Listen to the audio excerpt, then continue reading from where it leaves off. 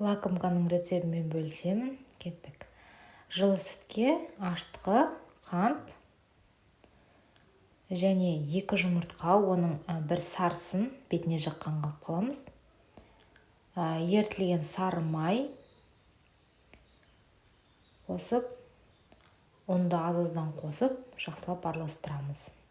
Ең алдымен қасықпен араластырып аламыз қоюланғанша. Одан кейін бір шымшым тұз қосып, қамыр илейміз.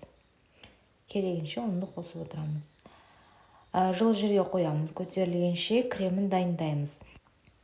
Жұмсақ сары майды ең алдымен миксерлеп аламыз. Және одан кейін оған бір қасықтан сгущенканы салып отырамыз біткенше. Болды, дайын. Қамырымыз көтерілген соң оны бірдей бөліктерге бөлеміз. Менде 12 бөлік шықты.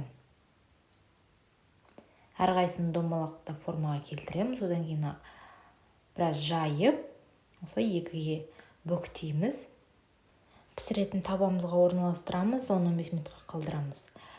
Одан кейін бетіне жұмыртқаның сарысын жағып, 15 минут, яғни 200 градуста пісіріп аламыз. Одан кейін оның біреуін крошка етіп ұнтақтаймыз. Ортасына кремін жағамыз, жан-жағына жағамыз. Крошкаға осылай матырып аламыз. Дайын болды. Өте жұмсақ, дәмді болып шығады. Жасап көріңіздер.